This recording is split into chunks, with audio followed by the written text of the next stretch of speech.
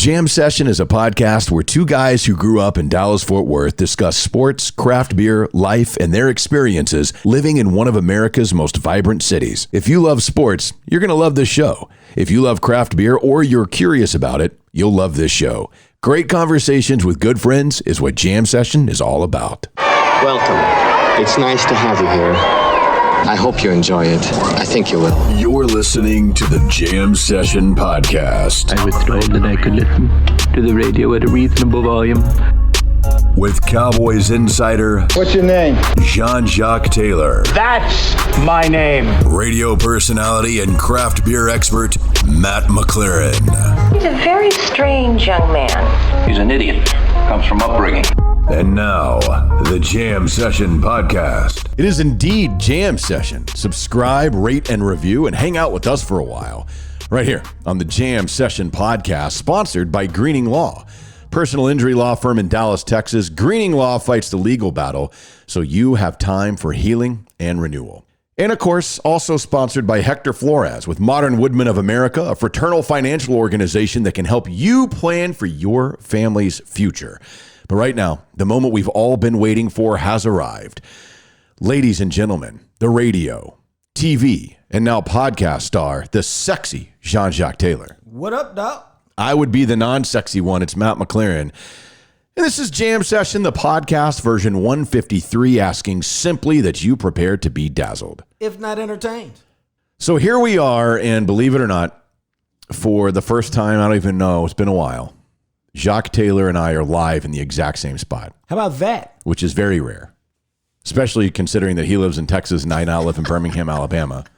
But he is here in Birmingham. And I'm having a good time. I've been all over the place. I was in Huntsville yesterday, covering a football game. Had a business meeting this morning. Now I'm over here bopping around, watching the game with my boy Matt. You know, that's the first time we've ever watched the game together. It is the first time. Because normally you're doing the pregame show at the other station. Yeah. And I was doing whatever I was doing. Yeah, man, and that was, I mean, you talk about a game. The Cowboys kicked the shit out of the New York Giants, 44-20. They've won 4 in a row, and we're going to get into all that. We have a lot to get to, as you might imagine, here in what essentially is the post-game version of the podcast after the Cowboys maul the New York Giants. But before we get to that, let's tell you about Greening Law. As many of you know, I was hurt in a car accident 3 months ago today. Is that right? It was July 10th of 2021. It is now October 10th. It was 3 months ago today that I was in a car accident, and it was fairly serious. I have some back problems as a result of that, and I had to go to the emergency room and all this type of thing, and I called Robert Greening and his staff there at Greening Law, 972-934-8900, and they have been a phenomenal partner helping me with the insurance company and competing against them, making sure that everything is taken care of. And truly, they tell you so that you can focus on healing and renewal. And that's exactly what I've been focusing on while they fight the legal stuff behind the scenes. No, I mean, that's what you want, man. And you guys should do the same thing Matt did. If you're ever in that situation, you don't have to try to figure this out for yourself. Call the Green Team. And all you have to do is tell them your situation. Here's what happened to me. What do you think?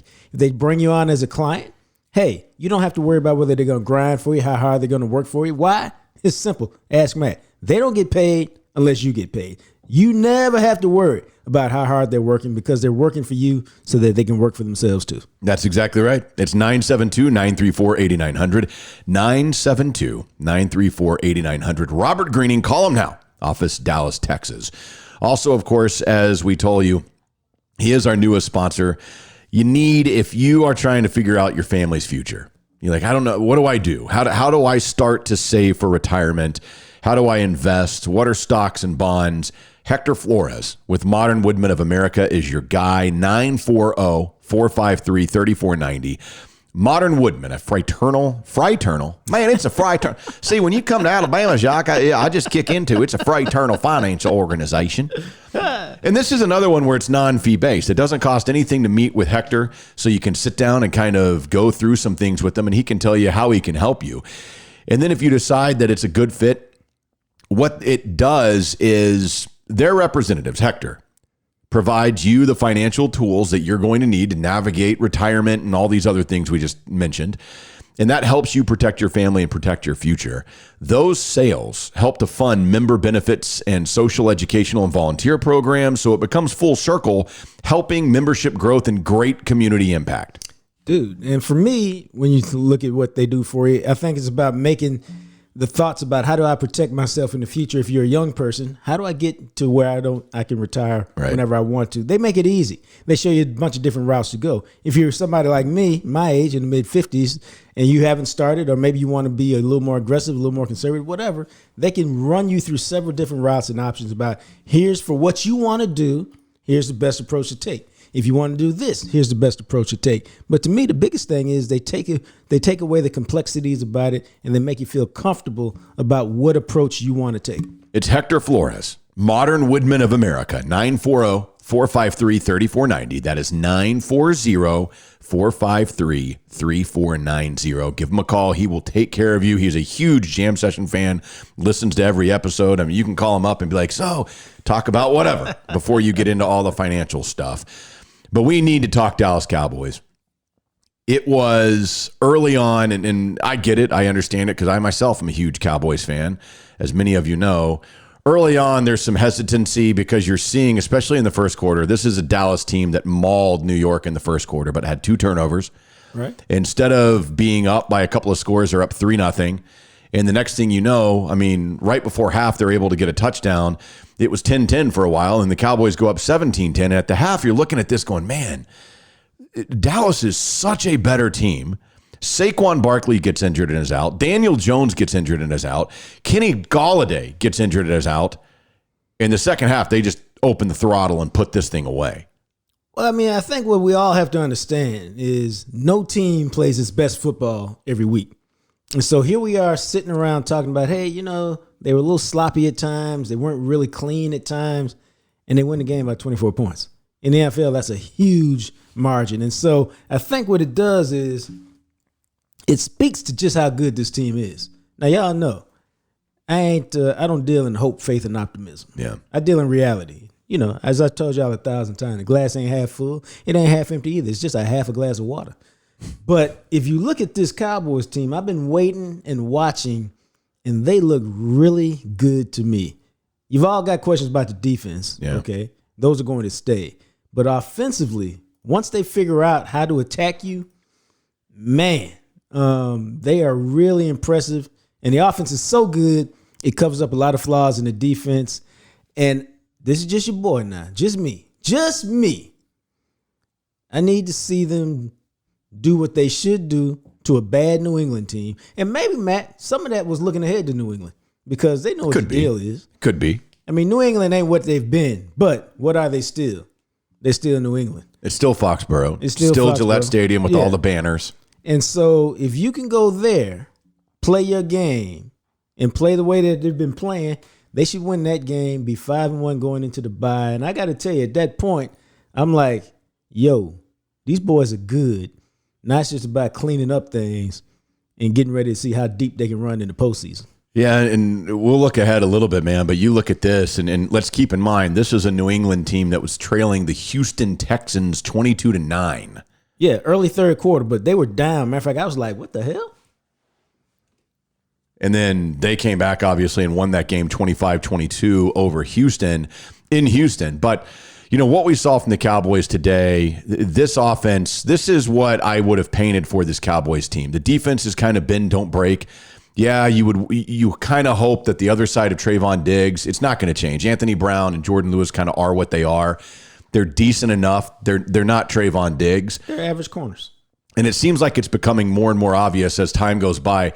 We're going to get to a point in this season where quarterbacks are hesitant to throw to Trayvon Diggs' side of the field. He had the pick today on that deep pass where he ran the route.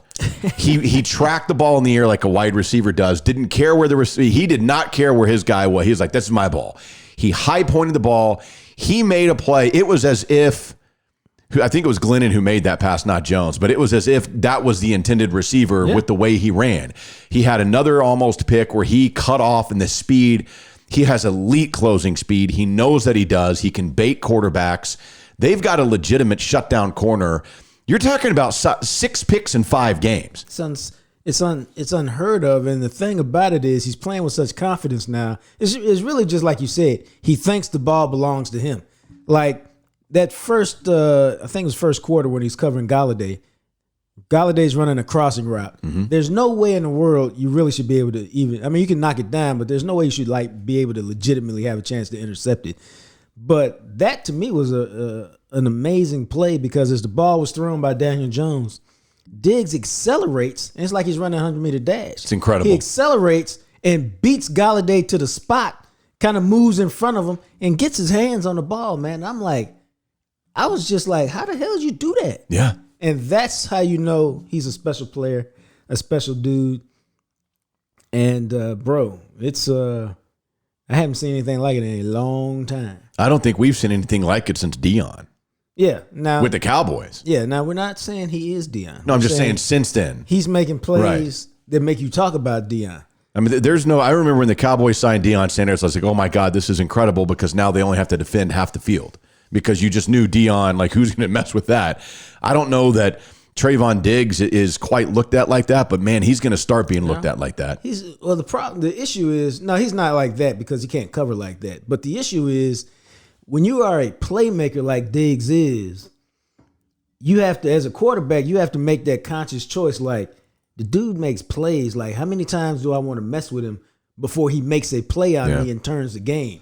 And to me, that's the biggest thing. You can't put him in a position where he can turn a game. I mean, check this out, dog. Don't underestimate this. He's made interceptions each of the last 3 weeks in the third quarter that helped turn a close game into a blowout. Mm-hmm. That's making plays at the right moment. That's making plays when you need to make them. That's not Hail Mary end zone at the end of a game or, at the end of a half when you're up by 20 or whatever. It's true. He's making plays that really matter and are helping to change games, and he's giving his defense some attitude. Trayvon Diggs is the third player in the NFL, in the history of the NFL since the merger, with interception in 5 straight games to start the season. They showed the stat today. He's the first Cowboy to do this since some dude I'd never heard of from 1961, which again, and I was joking about it with you, the thing is, and this is real, like when you go back and you look at the all-time record, of course, is Night Train Lane, has 14 interceptions in one season. There are like 15 or 20 guys that had in between 11 and 14. Nobody has had 11 or more since Everson Walls in 1981. Part of the reason why is because quarterbacks are much, much, much more accurate than they've ever been. Right. I mean, you're talking about back in the 60s and 70s, if you were throwing over 50%, like, oh man, you're really good. You do that now, you can't play in the league. No, you can't even play in the league if you're 60%. Right. The other thing is, dog, and this is real, all the rules are designed for the offensive players. Yeah. You can't touch the receiver after 5 yards. You got to get your hands off. So everything is designed for offense and for the offense to rule. And so for you to get in position to get this many picks is good. I mean, it's fantastic. But here's the other thing, man.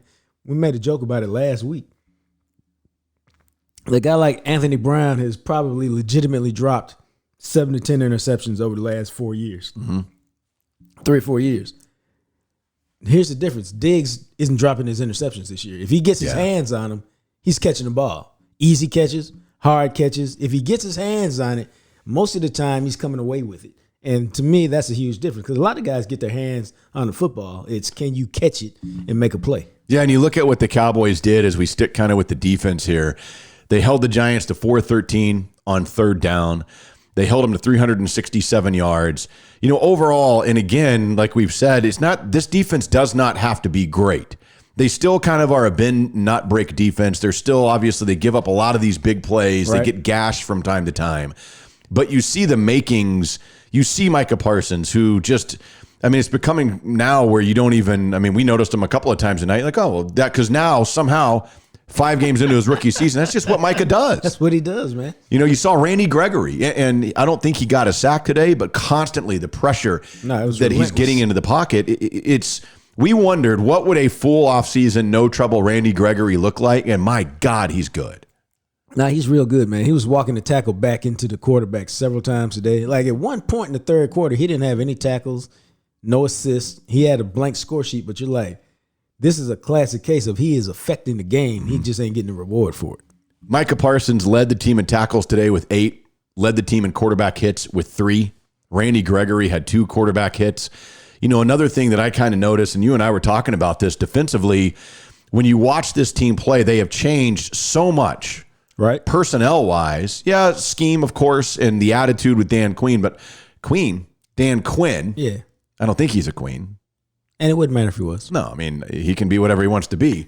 But Dan Quinn, when you look at what they do, they've changed the personnel. I mean, all you got to do is look at the top 3 tacklers in this game. Micah Parsons, Deron Kearse, and Malik Hooker.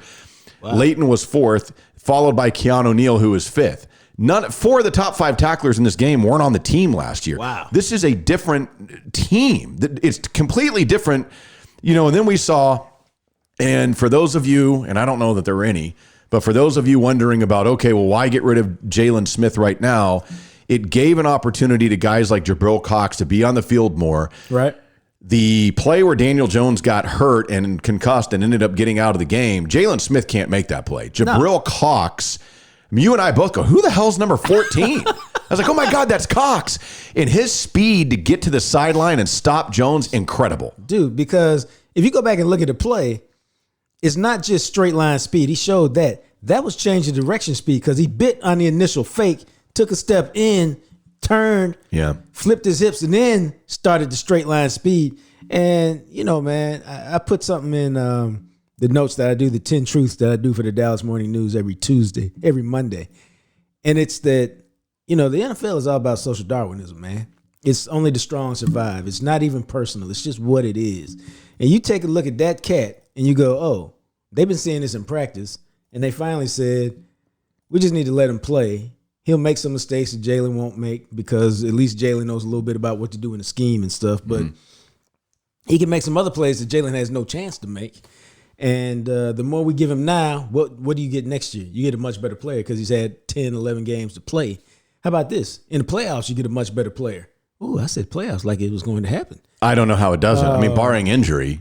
Yeah. Nothing else in this division is even close to what the Cowboys are doing. No. And so you look at it and you go, I bet they just pulled the trigger because they go, if we get Cox playing time now, the player that we have in December could be significantly better than the player we have right now, and he'll be better than Jalen Smith.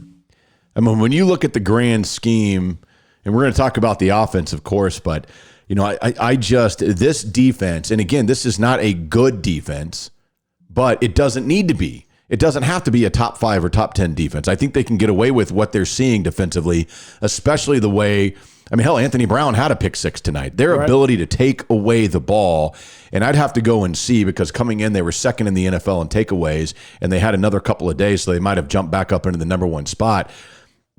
This is a team that now has 12 takeaways in 5 games. They're getting 2 a game. Dude, there were seasons they didn't have 12 takeaways. I mean, this is incredible. No, I think it's all. I think it feeds off itself, man. I mean, we have Trayvon Diggs doing his thing. Yeah. Other guys go, I want a piece of that. I mean, it's everybody's playing with a little more confidence. Everybody's playing with a little more swag. Everybody's just playing just a little bit differently on defense. And it does become contagious. It becomes, everybody's just trying to make plays. The Cowboys right now are second in the NFC in point differential with plus 53. Only the 5-0 Arizona Cardinals are better. The Cowboys have a 2-game lead in the division. See, that's what I like, Matt, is that they're not wasting games right now, and they're putting distance between them and the division so that you can lock up the division and not worry about bigger prizes. Washington is 2-3. Philadelphia is 2-3. The Giants obviously lost to the Cowboys today. They're 1-4. Washington has a minus 32 point differential. The Eagles are minus 9 and the Giants are minus 36. The Cowboys are so much better than anyone else in the NFC East. And I'm as surprised as a lot of you how bad the Washington defense is. And I'll have to go in again because we got to wait for a couple of these other things to update themselves. Right. But you look at what Washington did today, and once again, this is a team that in 4 straight games has given up. They gave up 29 points to the Giants a couple of weeks ago, so not quite 30, but let's call it 30 because it basically is. They gave up 29 in a win over the Giants, 43 in a loss to the Bills, 30 in a win over the Falcons, and 33 today in a loss to the Saints. This is a team that right now, as we sit here, the team that everybody thought would be competing with the Cowboys for the divisional title. And right now, I mean, all that Washington has, they currently are dead last in the NFL in scoring defense. Unbelievable. I read a couple of stories about them this week, and a lot of it's about confidence and believing in the scheme and trying to find the right fits again. And this happens, man, in pro sports. If you don't believe in what you're doing for whatever reason, it could be coaching, it could be your own individual performance. It's just hard to perform, man. And in the NFL, when people smell weakness, what we just get through talking about, social Darwinism. When other teams smell weakness, they just attack it, man. They come out and they attack. And if you can't slow them down, then it just becomes a recurring scenario. And that's what Washington has right now. They can't figure out how to stop it right now. And if they don't hurry up quickly, the division's going to be lost, and their record's not going to be good enough to make a wild card, and their playoff thoughts will be over, and it'll be a week in November. Yeah, it's pretty wild, man, because you look at what the Cowboys are doing, and you kind of mentioned New England. New England is not as good as the Cowboys. That is a game, and granted, it's Foxborough, and there's that mentality of it. I don't think it's going to affect Dak. Might there be some guys that are just in awe of, oh my God, Belichick's on the sideline, who knows? Right. But the reality of it is Dallas is a better team than New England. Yeah. Dallas should be 5-1 going into the bye, and then you look at it, okay, you have your bye week. Well, your next three opponents, Dallas is better than the next three opponents. They've got the Minnesota Vikings, who needed a rabbit out of a hat miracle to beat Detroit today. They're 2-3. They then have Denver at home, who beat up on some of the worst teams in the NFL to start 3-0. They've since lost 2 straight. And then you go and play the Atlanta Falcons, who one of their wins, they beat the Jets today in London. Right. So you look at this and you say, man, and you hate to get that far ahead, but they are going to be favored. They are a better team than their next 4 opponents before Kansas City. It's not asinine at all to sit here and say this team should be 8-1 going to Kansas City. Now, will they be? I don't know. Maybe they trip up somewhere and they're 7-2, but this is a good Cowboys team. It's a good Cowboys team. The schedule is moving in their favor. But here's what happens, man. And I've seen this before. I've seen it with other teams. I feel good right now about the Cowboys' ability to handle this. But let me just tell you, dog, as they get, let's say they go 7-1, 8-1, what happens is, what do you become? You become one of the teams that's the best in the National Football League, up there with the Chiefs and, the Bucks. What does that mean, Matt? That means you start getting everybody's best game. And, it's been a while since we've seen that around Dallas, but you're getting their best game. Like, oh, the Cowboys are here. Yeah. We got to play. So they start coming up with exotic looks you haven't seen on defense. They come up with trick plays. And so the competition gets harder because they have more respect for you. And that's what you have to handle once you start getting success. I thought at the beginning of the year this could be an 11-5 team. If things went really well, maybe 12-4. You're sitting at 4-1, 5 games in. You have 12 games remaining. If you close at 8-4 in your final 12, then you're an 11-5 team. So we'll see. No, you're 12-5. Yeah, you're 12-5. So we'll see exactly how this goes, but that would win the division. You'll have a home playoff game. The key is going to be, and I don't know if we know yet, and maybe we'll know by the time they get to Kansas City, how many wins can this team put in the bank, and can they challenge for that first round bye and legit home field advantage? Dude, that to me is the thing. Like, when you got a really good team, and they look to be a really good team, it's like there's not too many teams on the schedule that you go, oh, they're going to have a tough one like there. But here's the other thing, man. When you look at the teams on the schedule, you now look at it and go, dude, the AFC West is not all that great. Right. Okay, you should be 3-1 against them since you already beat the Chargers. Mm-hmm. You should take care of the other 2.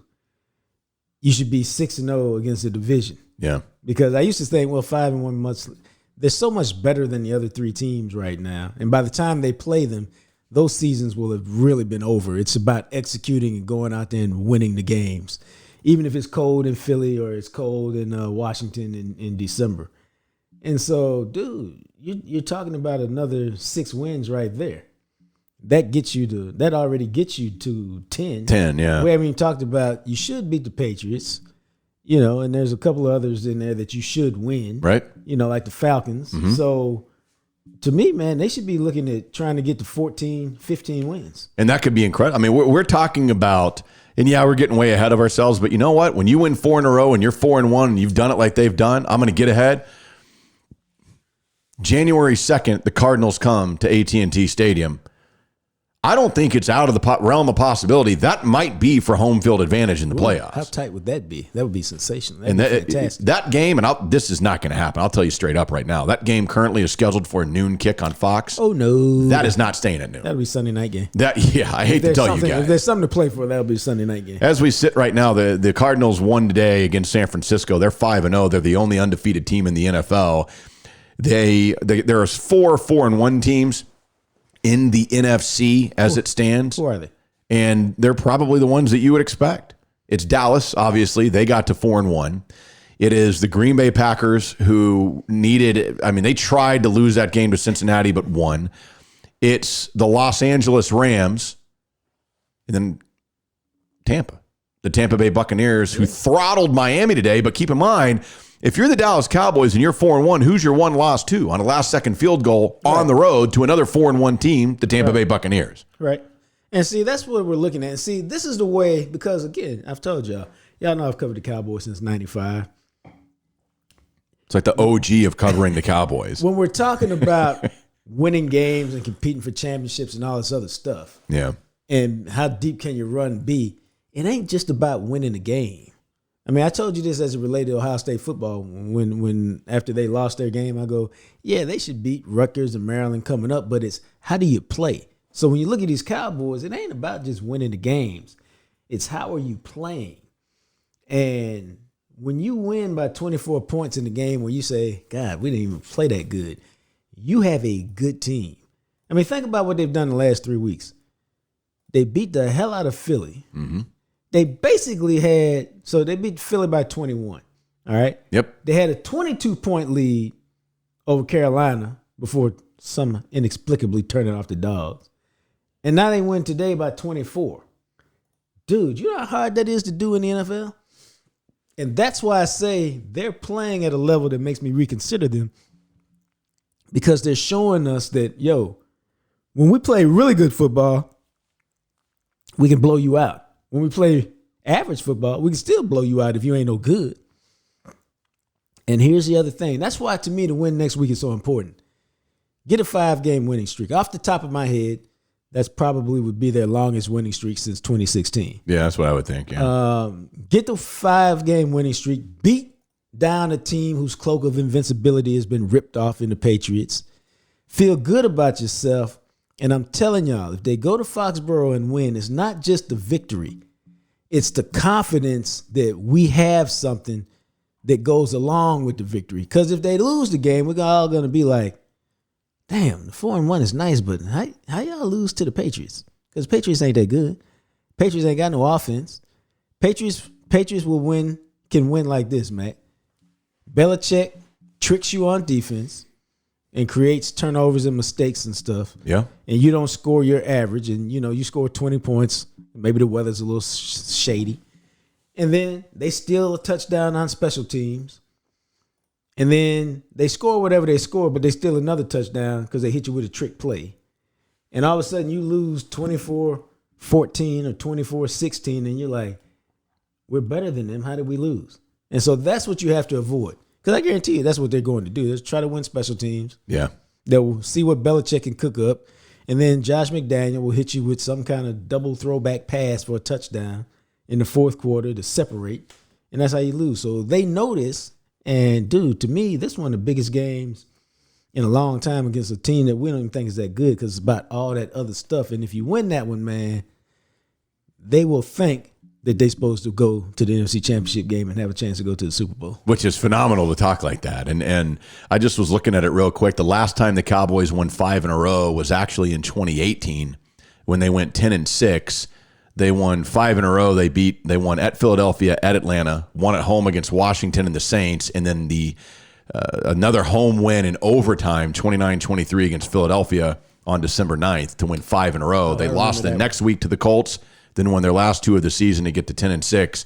They went from 3-5, and if you'll remember, they finished that 7-1 after everybody's like, well, maybe you fire Garrett now at the at 3-5, and they turned around, went 7-1 to close out the season in 2018, make the playoffs, of course, as we know, beat Seattle, and then lost to the Rams because you can't get past the divisional round if you're the Cowboys. But maybe this year, maybe it's this year, who knows? So let's talk about the offense a little bit. But before we do that, let's tell you about a couple of our fantastic sponsors, as we always do. And of course, it's Blue Star Motor Group. BlueStarMotorGroup.com. Have you given Deb a call? I've actually had a couple of you message me and be like, hey, man, what's that number again? Well, okay, here it is, 817-881-4066. Are you looking to buy? Are you looking to sell? They can do it all, and when you hit up Deb, she will get right back to you. I would encourage you, go to BlueStarMotorGroup.com. Find something that you've been looking for. Maybe it is they've got high-class luxury. I'm talking about Land Rovers and Cadillac Escalades, and they've got more affordable vehicles in the $30,000 price range. But even if that seems to be too much for you, I'm telling you, just text Deb. Just text her. Yeah, shoot her your budget. Yes, I'm telling you, because they have access to vehicles from all over the country, and they want to do business with you. They will work their ass off to work with you to find something that you're looking for. And I honestly feel this way. If you are in the market for a car, I don't care if it's new, used, whatever it happens to be, and you don't call Blue Star Motor Group, I feel like you're lighting money on fire. And I don't understand it. Like, I mean, I can tell you right now, man, this is how it works. In a perfect world, my granddaughter's turning 16 in February. Ooh. And I'm not buying her car, but I'm going to give her my Honda. And then guess what I'm going to do? I'm going to go call Blue Star. Hey, Deb, I want a Honda, low miles, Accord, sports coupe. Hook the brother up. Low miles, probably 2017, because I want some new technology in it. And I'll be good for another 200,000 miles on that car. But that's what I'm going to do. I'm going to tell her what I need, tell her what I want. She'll have it. She'll look for it and bring it to me. And the thing about Blue Star, man, it's always a win-win deal. They want to win, but they want you to win. And every car dealer we know don't roll like that. No, and one of the great things about it is this is not like when you call Deb, when you call her, text her at 817-881-4066, she doesn't go, hold on, let me ask somebody. Hold on a second, I got to check with my boss. She is the boss. Yeah. She'll tell you flat out, got it, let me work on it. And by let me work on it, she means if they don't have it in their inventory, she can go find it for you. Boom. That's what you got to do. They're great. And if you are looking to sell your vehicle, they're going to be able to offer you more because they have low overhead. It's her husband, Mike. This is not one of those situations where they have all this overhead that they have to take care of and they kind of put it on you to take care of it. It's not that way at all. It's Blue Star Motor Group. Do yourself a favor, fantasize. Instead of going to X videos today, go to BlueStarMotorGroup.com and fantasize about these. What?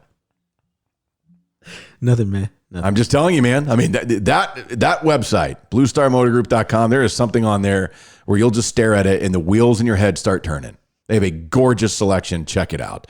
Also, of course, and we tell you this, it just kind of goes hand in hand. Once you get your deal with BlueStarMotorGroup.com, you got to take it over to JR at Freeway Tire Shop. And I know a lot of you guys have started to use them because we've had several people that have reached out to us. And by the way, if you do go to one of our sponsors, let us know, man. Like, let us know your experience. Let us know how you feel. Let us know, you know, whether it's Blue Star or you call Hector or you got in an accident, you're calling Greening Law, or if you're like Jacques and you're swinging through Freeway Tire Shop, man, let us know how they take care of you. Yeah. We love to hear the testimonials, man. And then we retweet them, put them out there, put them on Instagram, Facebook, wherever, because what we do isn't possible without them. We love the way you guys support them. Because what's funny is every time, and sometimes like we had a guy, man, who was it? I was trying to find him, who lives out of state, came into Dallas and had sent us pictures of Medea from scratch and Smokey John's barbecue. That right? Yes. And maybe it's on our Instagram. Let me check. But, you know, I know you guys are doing this, and I think it's fantastic. And reality of it is Freeway Tire Shop is no different.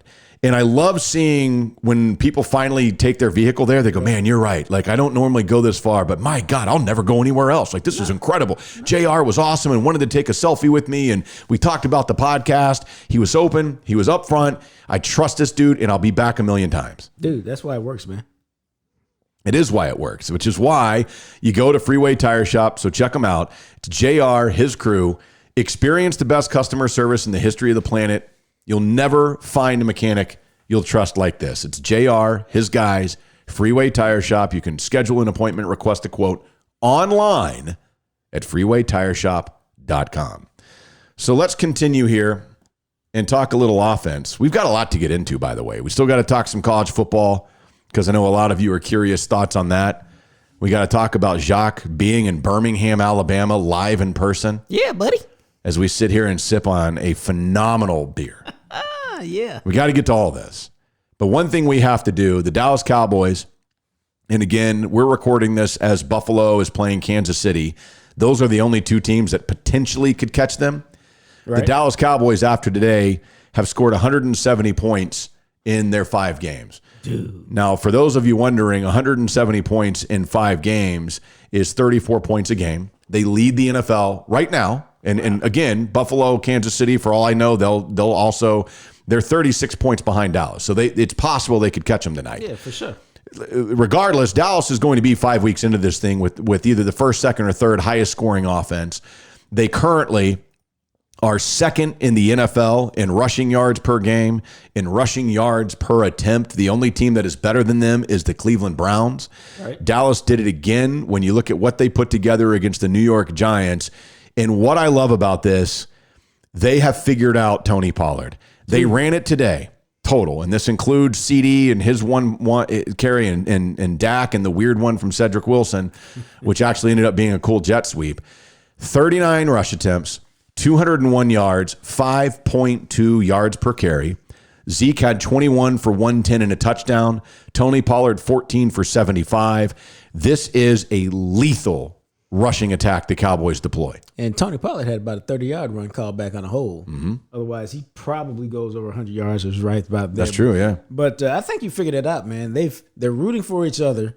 They've each figured out how to do what they do.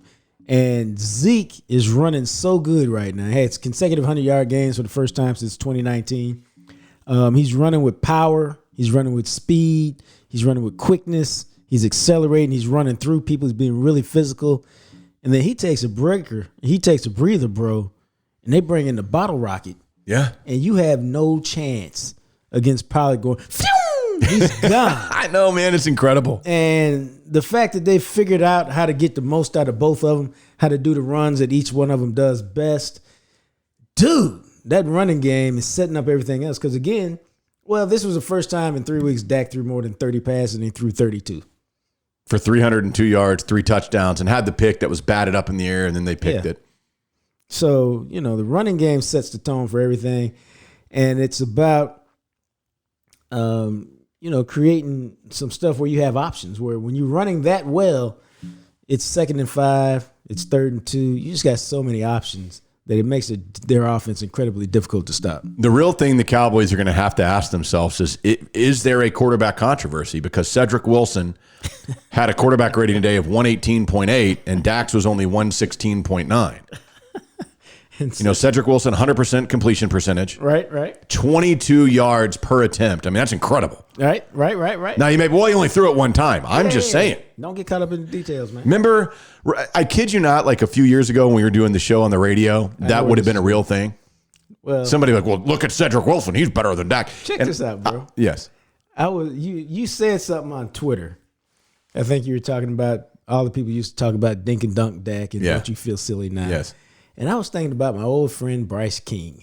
He's a lawyer in Dallas. And that dude spent so many hours sending me tweets and Facebook posts about Dak is not any good. Dak is not any good. Dak can't do this. Dak it's can't just do dumb. That. And I ain't heard from my boy Bryce, the Dallas lawyer, in at least a couple years. And I tried to find him on Twitter today because I want to be like, Bryce, what's up, dog? How you feel about Dak now? Are you still like, his 7-step drop is not really all that good? Like, what is the deal, man? This dude's an elite quarterback. And it's okay for you guys to admit that now. It is. He's top 5 quarterback in the NFL. He's averaging 8 yards an attempt. You're talking about a guy who, again, leads. Well, I guess Kyler Murray is still ahead of him. 2nd in the NFL in completion percentage. He's completing 75% of his passes on 8 yards an attempt. Right. 10 touchdowns, 2 interceptions is his TD to INT ratio right now. And when you look at this, you look at his QB rating and it's 116.9. and he's fourth in the NFL behind. Well, actually, he's third in the NFL behind Russell Wilson and Pat Mahomes. Dak Prescott is third in quarterback rating. I don't know what else you need, but I will say this. It's been a long time since I've seen anybody. We used to get, first year we did the radio show together. I mean, it would be every week. There'd be people, oh, this is Dak and this is trash. And I can't remember the last time, but people gave up. That's why we used to talk about the Dak hate hive all the time. Yeah, we did. Because it was a real thing. Yeah, but I mean, he opened up a can of raid on him, and we haven't seen anything from him lately. And it's, it's not just the fact that he's passing so much; he's in complete control of the offense, and it's little stuff like this, man. Anthony Brown gets a pick six. There's nobody cheering harder for him than Dak. I mean, they showed the replays several times on TV. Like, he's enthused, he's into it, man. I remember there was a preseason game this year. And Cooper Rush or somebody completed a nice pass, and your boy is on the sideline pumping his fist and going, yeah, because he's all into it. And that was for his backup quarterback in a preseason game, man. That's why he's beloved amongst his teammates, because he's authentic and he's real and he's a hell of a quarterback. And we've told y'all, I mean, we ain't breaking no news. The game is about the quarterback. Yeah. If you got an elite quarterback, you got a chance to win every week, man.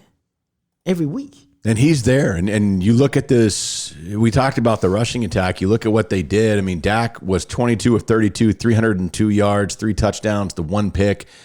He completed passes to 7 different receivers. Cedric Wilson had 1 for 35. Zeke had 2. Everybody else had 3 or more. Oddly enough, I mean, his deep ball, and I hope that everybody understands this now. I would argue people 2 years ago, he was the highest rated deep ball passer on passes over 20 yards or more by PFF in the NFL. Like, I don't know about that. Well, you see it today. You saw the pass to CeeDee Lamb, the 49-yarder, which is their longest play of the year. Led CeeDee perfectly, understood, I'm going to put it here. CeeDee will run into it. The pass that he threw, the 35-yarder to Cedric Wilson that he dropped, Cedric Wilson was very well covered. Dak put it where only Ced could catch it. Now, Ced had to make a really good play on it. He did, but Dak put that ball in a basket for Cedric Wilson to make a play on it. He throws one of the best deep balls in the NFL. Dude, there's really not anything he can't do with the ball. He can spin it. The throw to Amari Cooper on kind of like a deep post, a skinny post kind of, was a terrific throw between a couple of defenders into a tight window. And that's what I'm telling y'all. And I've told you this before. We only got a couple of years of Tony Romo where he had all the answers to the test. And he was phenomenal those years. He had 34 TDs one year with 10 picks, and he had 34 and 9, I think, the other year. And then his back gave out on him, and it brought on the Dak era. And it took Dak 3 or 4 years to figure out the NFL and improve and get better. But now you got a quarterback that's like 27 years old who's got every single answer to the test. Think about that. Barring catastrophic injury, you should get about 8 years of this. And yeah, because he's going into his prime now. Yes. That's the thing about the quarterback position, is it's the one position in the NFL where your prime really, like, you enter it at 27. Yeah. So he's got all the answers right now. It's incredible, man. And you look at this. One thing I would say to me, and say if you disagree, the surprise of the season to me might have been the surprise of the season to some degree last year. You realize Dalton Schultz, again today, led the Cowboys in targets, 6 for 79 yards. Now, he did drop the one that hit him right in the hands that he probably should have caught in the end zone for a touchdown. Dalton Schultz, now with the Cowboys, I believe that's 26 receptions on the year. And when you look at what he has done in recent games, his last 3 games, 6 for 80, 6 for 58, 6 for 79 with 3 touchdowns. I mean, he is a consistent. He's not Jason Witten. No. And I don't think he has the breakaway speed of a Blake Jarwin, but my God, that dude's consistent and finds ways to get himself open. And I think what they're going to do, I don't know this. I think they'll probably start talking to Dalton Schultz about a deal. And I think they'll tell Blake Jarwin, hey, ain't nobody's fault. It is what it is. Why don't you take a restructuring? I think they may either that or because Blake Jarwin, I was just looking at this, if they cut him after this season, it's a $2 million dead cap hit. Yeah, which is nothing. Yeah, but I which is think they like nothing the at all. player. So I think they're like, we'd love to have you here in tandem. He ain't put up no numbers the last 2 years, and it becomes a numbers game. Do you want to stay where you're loved and have a chance? Or, if your agent go out there and get you a better deal, then go get it. But I think Dalton Schultz, which is shocking to me, based on his first 2 years in the league, I think he'll be your starter next year and for the next few years because he's much more of a prototypical tight end. He can block better than Jarwin. He's nimble enough. And, he's turned himself into a good player. It's, I don't know what it is. By that. I am too, man. But you look at this and, he came into the game. He was 2 catches behind Amari Cooper for the lead for the season. Now, Amari had 4 and CD had 4 in this game. So he's now tied with Amari Cooper as the leading receiver. He has 26, Amari has 26, CD has 24. Of course, they both have more yardage than he does. But you're talking about a dude who is tied with Amari Cooper and is 2 ahead of CD Lamb with receptions on this team.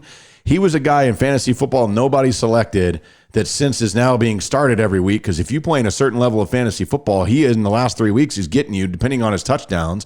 I mean, you're talking about a dude who's getting you 13 to 20 points a week in fantasy. Dalton Schultz. Yeah. And, the other part of that is that, you wonder how that'll change when Michael Gallup comes back. But it might not. That's true. That's true. They'll still be running 3 receivers.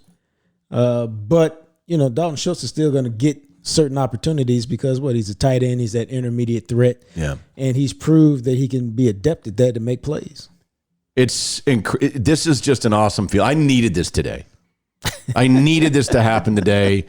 I needed to have a little fun and a little note for you guys. And I got a credit and I apologize to the one listener who tweeted at me. It might have been Dylan, actually, Dylan Kyle, if I remember correctly. And, he brought up the idea. He said, you know what, man? He said, because we've talked about the problems that we've had with the editing and how much time it takes to really do Cowboy Homer audio in a really solid way. And he was like, well, what if you just did it where you put it on the Tuesday, like when you guys record on Tuesday on the Wednesday version of the podcast. And I've always tried to have it ready to go on the podcast that drops right after the game. I did record myself today.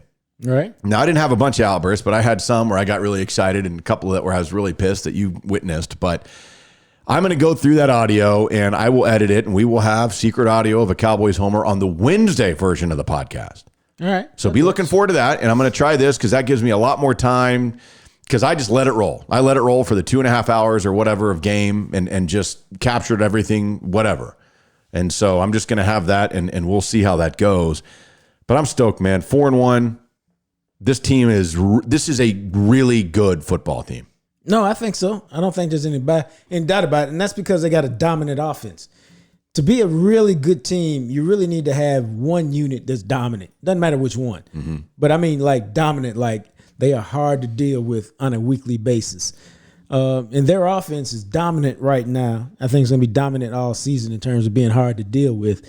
And so that allows you to, to bring your other unit along. And they're good, man. And I've told y'all this a bunch. It doesn't matter, high school, college, pro. The game's about confidence.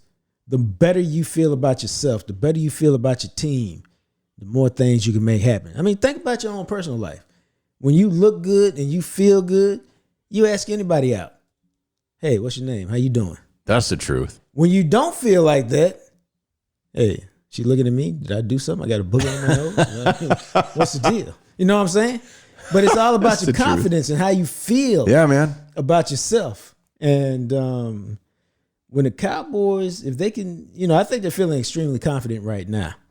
Yeah. And I think they have confidence breeds confidence, man. But you also got to have players who got that swag, whether they talk about it or not. Like Dak ain't really scared of nothing, whether he talks about it or not. And when you got more players like that, Zach Martin, Tyron Smith, Zeke, Amari, them cats ain't scared of nothing. Well, no matter how much they talk or don't talk. And so they're going to go into Foxborough, I think, and try to set a tone because I think they know what's up. Like, it's like, it reminds me, dog, of when Tyson fought Larry Holmes. Larry Holmes was the former champ. How did he get to beat the champ? Along the way, he beat up an old Ali. Mm-hmm. and he used to work the jab, and he was a dominant fighter. He was a champ for a long time. And here came the young guy, Tyson. You in my way toward getting the championship, I think. Or maybe Tyson was the champ by then. But Larry Holmes got in the ring with him, and the old champ had no chance, man. The youngster took it to him. And so the Patriots are an old champ, and the Cowboys are youngsters, man. And if they are who we think they are, I'm being real now. They should go up there and kick their ass. They should. They should do what we saw today. Really, I think maybe more so what we saw against Carolina, but instead of allowing Carolina to get back into it, just put your foot down. They're a better team than New England. They are. Yeah. And when I say kick their ass, I mean NFL win by 10 points is an ass kicking most weeks. Yeah, I think. Or 14 points is an ass kicking. 31-21 is in that range for me. Yeah, if they can put together a solid, it's victory formation at the end of the game. That's what you're looking for. And I think it's an opportunity to send a statement, not just to themselves, but to everybody else, man, that we here. We ain't going nowhere. Y'all got to deal with us this year. I like this. It's fantastic. It's a lot of fun. I also like False Idol Brewing a hell of a lot, man. I'm a huge False Idol Brewing fan. They're right there in North Richland Hills, just north of 183. On Friday, right before the weekend, they put out 2 beers. The I'm a Fix Wolves New England Pale Ale, double dry hopped with Simcoe, Citra, and Mosaic. That is going to be absolutely phenomenal. It's only 5.5%. It's hazy, and it gives you a little bit of Simcoe and Mosaic especially have a little bit of that pine kick that you like.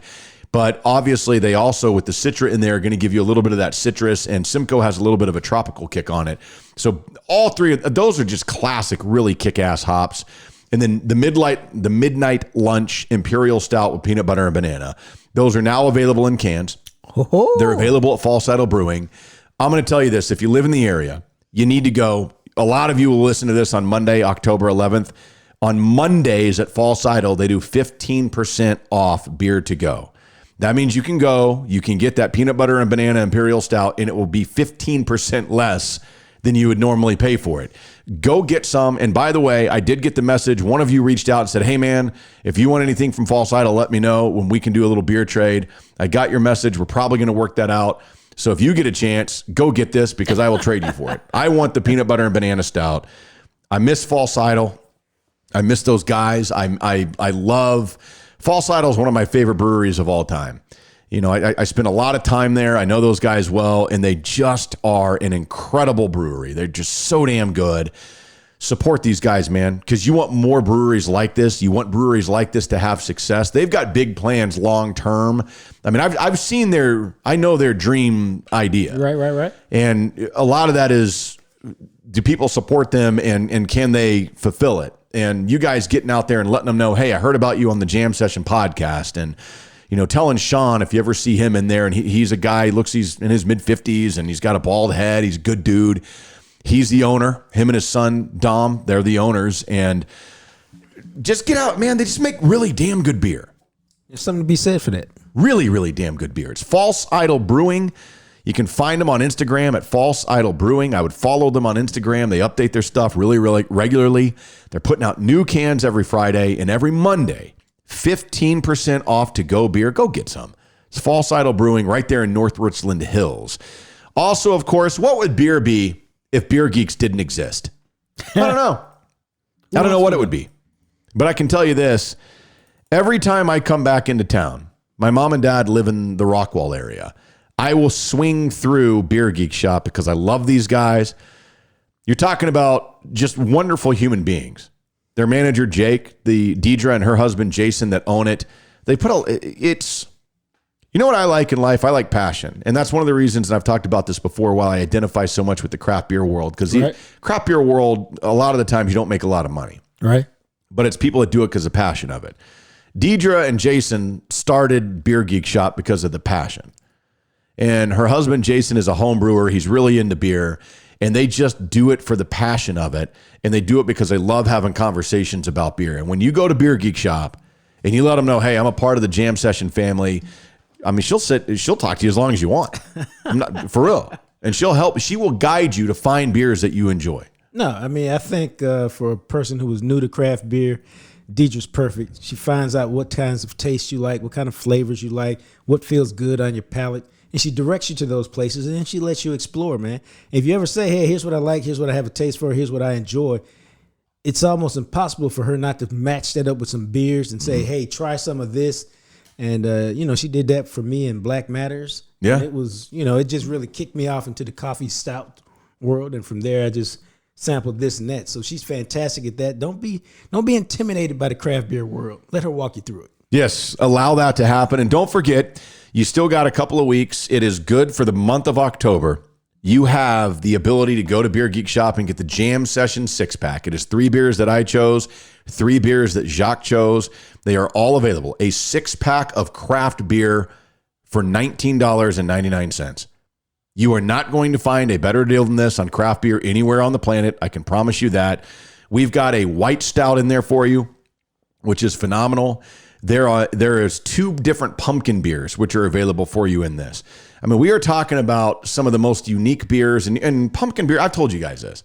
You don't have the opportunity to have pumpkin beers all that often. You know what I should have done?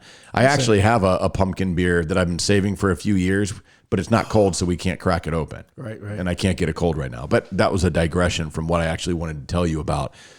This Jam Session 6-pack is legit. And I think I've mentioned this. We've been doing this for a few months now. This might be my favorite one we've ever put together. No, man, it's great. It's the variety, man. It's the different tastes, different elements. And that's what the Jam Section 6-pack was designed to do, is give you an entree into the craft beer world, or if you've already in there, give you a chance to check out some beers you might not ordinarily taste. Yeah, and then there's one of the new breweries in town, Happy Hippie Brewing Company. We put one of their beers in there. Most of you have never had that, trust me, because it's brand new. And then Siren Rock, which I love these guys. It's a gorgeous facility right there. You can walk to it from Beer Geek Shop in the downtown Rockwell area. Siren Rock, we have one of their beers in there. It's the Tilted Traveler Oktoberfest, and their brewer Hayes, who I got to know pretty well before I moved, is really good at the German-style beers. And then, of course, Odd Muse, and a lot of you know I did trivia there for almost a year. We have one of their hazy IPA. It's just, this is a phenomenal version of the Jam Session 6-pack. 6 beers, $19.99. Get over there and check it out. Let's take a trip around the block, because speaking of beer, Jacques is in town. We are recording this at my house here in Birmingham, Alabama. Yeah, we are. And it's funny because I think it was Victor on Twitter was like, you guys got to talk about the beers you're drinking while you're watching the game. And I'll tell you, I know you're the same way because you don't drink a lot of beer anyway. I rarely ever drink beer when I'm watching Cowboys games. Really? How come? Well, because I'm taking notes and because we do it for the podcast. Right. So it's essentially like you're working. Yeah, well, I'm always working when I watch the game. And, I'm taking notes. Normally, I was a little more reserved today because I'm not at home where I got my own setup. Yeah. But I normally got 2 computers up and my phone so I can check a bunch of different stats and numbers while I'm all doing it, while I'm watching the game. And it's a work day, but, it's a lot of moving parts to it. And so you can't really be drunk while you're doing it. Right, yeah. Or faded while you're doing it. Because, and then for a lot of y'all know, I'm also on Channel 5 with Newey most nights. Obviously, I'm in Alabama today, so I won't be there tonight. Most Sunday nights after the game, I do Channel 5 with him, and we go over the game. And you certainly don't want to be looking faded while you're on TV. No. And that's the thing. And so I said, look, I got a couple of beers. I've been saving them for a really good occasion. And what better occasion when Jacques in town? How about that? So we did crack open a beer. I have a Bomber, which a Bomber is a 22-ounce bottle of beer. It's a big old beer. It is. And I poured a little for both of us. And so what we're sipping on while we do the podcast, it is from a brewery. This is not available in Texas at all. You cannot get this in Texas. As a matter of fact, I don't think you can get it anywhere west of Alabama. Wow. It is a brewery from South Carolina called Westbrook. They make incredible, incredible beer. If you're ever on the East Coast and you see anything Westbrook, get it immediately. Their Goza is the best Goza I've ever had in the United States. It's incredible. Wow. But this is one of my favorite beers of all time that we're drinking. They put it out once a year. Oh, okay. They put it out usually in like late spring, like May, and it's once a year beer. It's called Mexican Cake. So it's the Westbrook Mexican Cake. It's an imperial stout. It's about 10.5%. They brew it with cacao nibs, however you pronounce that. They brew it with vanilla beans, cinnamon, and habanero peppers. and you sipped on this, and I will tell you, man, the mouth on this, the body of the beer is perfect. Viscosity is fantastic. It's beautiful. You get a little bit of that spice from the cinnamon. You get obviously the chocolate, a hint of vanilla, and then you hear habanero peppers, and sometimes you go, whoa, I don't know about that. Nah, it's just enough heat. You get a little kick in the back, man. Yeah. This is a phenomenal beer. The only disappointment, I got to be honest with this, is Matt gave his lady friend a nice pour before she knew it was habaneros in it. Yeah. Now, I didn't mind drinking after his lady friend. But she came in here and offered what was left to him. And I couldn't quite say, hey, lady friend, let your boy sample some of that. No, I don't want to drink after you. That's different. Okay. As Matt sets his glass down. I'm not, it's not, we can't roll like that. That's too much like touching tongues. Not like it would be touching tongues with your lady friend, but her breath is different and she doesn't have a mustache and a beard. So that's very true. It just tastes different. That is very true. That's just me. You don't have to worry about any hair particles in it. That's just me though. No, and I understand that. And this is one, I got this a couple of months ago. And it's funny because in Alabama, and obviously a lot of things are different based on the region of the country that you live in. Right. In Alabama, there are no Krogers here. So we do our grocery store shopping at Publix. Oh, yeah. Which Publix is a southeastern grocery store chain that is elite level. I'm talking like their customer, it's like Chick-fil-A customer service. Right. Like it's insane. And so there's one that's probably the closest store. Another one that's really popular here is Winn-Dixie. There's a ton of those. Right. And also, I know these exist in small town Texas. What's that? But I haven't seen one in a long ass time, but they have them everywhere in this area. Piggly Wiggly. I can't shop at Piggly Wiggly though. Piggly Wiggly is where I got this beer. Just on GP, I can't shop at a place called Piggly Wiggly. There is a Piggly Wiggly in Homewood, which is a suburb that I'm not too far from. As a matter of fact, the radio station I work for is technically in Homewood. And there's a Piggly Wiggly that for whatever reason has a phenomenal craft beer selection. Really? It's super small grocery store too. And I don't know why, but I've gone in there a couple of times, and the last time I was in there, I was asking the guy questions, and they have a dude who does their beer, like a legit guy. He goes, man, you seem like you know a lot about beer. And I was like, oh, and I told him my background stuff. Is damn. He goes, you know what? I got something for you. Because he walked me around. I was like, Mexican cake. Have you? And I was like, oh my God, I love Mexican. He goes, you've had it? I go, yes, I love it. He goes, did you get last year's? I go, no. He goes, I got you. He goes, follow me. He walks over to this thing, takes out a key, unlocks this deal. So this is the 2021 Mexican cake we're drinking. Right. He pulls out a bottle of the 2020. He goes, I saved this for people that really know about beer. Are you interested? I said, sold.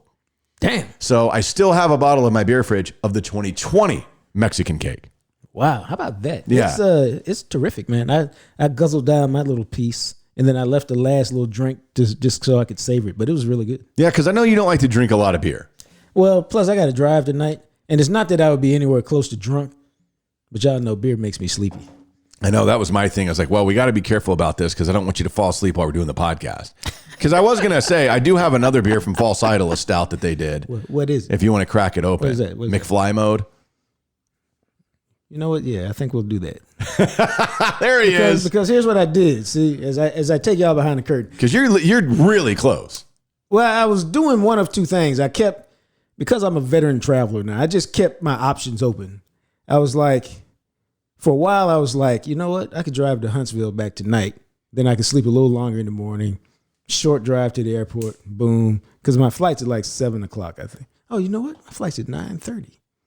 Oh, I'm good. Oh, you flew here. I thought you drove. Hell no. That's what I thought. I was like, man, you're insane driving all over the place. No. I flew. So you rented a car and then drove here from Huntsville. Yeah. Dude, you're totally good. You're 3 minutes from the airport. If they know you're 30 seconds from the airport. Well, see, but then I changed my mind. I was like, because I still got to do some work for the Dallas Morning News. And I was like, instead of wasting that time driving, it's better for me to finish doing the podcast with Matt, perhaps crack open this other beer, take my 3 sips. Well, when I tell you what's in it, you're going to want it. And then I went and got me a hotel downtown Birmingham. So then I can have a short drive there. I can set up. I can spend an hour or so finishing up my work, maybe an hour and a half. But then I get a good night's sleep. Yeah, I'm an early riser anyway. Yeah. I'll get up at whenever I wake up, 4:30, hop in the car, get there early, no stress, no fuss, no muss.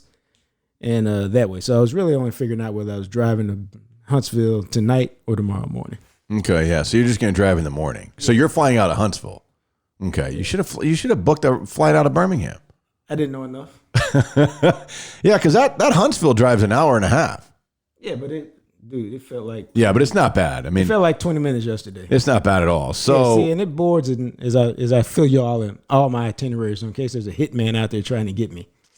Yeah, I board at 9:00 tomorrow, so I can leave here. yeah, if you leave here at 7 a.m., you'll be there in plenty of time. Yeah. Alabama doesn't have traffic, Right. Like real traffic. Right. Yeah, so not at 7 a.m. I know that for a fact. Nah, so yeah. So Fall Sidle put out a beer that released at their anniversary party. It's a stout, and I have a couple cans of it. It's called McFly Mode, and it is their 1-year anniversary stout. It's an imperial stout brewed with peanut butter and marshmallows. Oh my. Yes, and it is awesome. I mean, damn good. Like damn good. Man, so this, you know what? We're going to take a pause. Well, I still have a sip of this one. Yeah.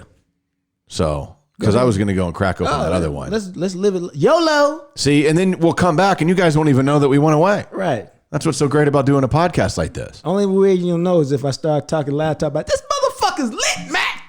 Then you'll know that I've had too much. But how good is this? This Mexican cake's legit, dude. Dude, it's fantastic. I mean, a lot of the times, habanero, especially in beer, is too much or too little. They nailed this. It's just the right amount of heat. It's just the right amount because it's there, but you got to think about it for it to be there. Yeah, I'm telling you, man. So there's a couple of breweries on the East Coast. Like Asheville, North Carolina is about 5 hours from here, roughly. Yeah. So I told the lady, I said, look, when football season's over, and because it's really difficult for me to do anything.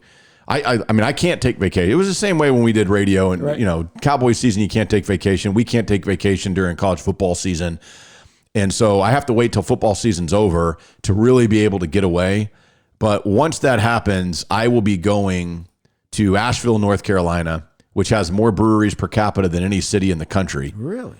They have some really, really good breweries. And then the other one that I want to go to, and what I love about this is it's even before you get to North Carolina, Westbrook Brewing Company is, well, it's actually a little further away that's weird that it's further away. Maybe I'm wrong on how long it takes to get to Asheville. No, I'm not. It's just a different kind of direction. But yeah, so Westbrook is about a 6-hour drive. All right. So, and that's like way out on the coast in South Carolina. And I think it's called Mount Pleasant, South Carolina, if I remember. But yeah, we're going to, you know what? Oh, look. Yeah. Sorry, Victor. Victor tweeted us and he's like, what beer are you drinking? I said, Westbrook Mexican cake. He goes, unfortunately, I don't have that in El Paso. No, you don't. Brother. You're not going to have it in El Paso. No. And again, I've never seen Westbrook anywhere further west than Alabama. They have it in Tennessee, but that's directly north of Alabama. So Right. We'll have to see, but we will continue the conversation. I mean, I don't even know why I'm telling you guys this. For y'all, there's no break. Okay, so here we are. We're back. Not that you knew we left. I was going to say, I didn't even know we were gone. I just cracked open the Fall Sidle McFly Mode. Oh, wow. Jacques took one sip and gave me the, I am sexy, Jean-Jacques Taylor smile. Ah, this is good, bro. Dude. I can give you more if you want. I just figured, you know. It's fantastic, though. Holy, my God, that's good. I mean, the peanut butter marshmallow on that is incredible. God, Fall Sidle can make some damn good beer. Those are my boys, man. So we continue, and as we do so I think a lot of people, and we kind of talked about this previously, but the reason why you're in Alabama is you've been following Deion Sanders around.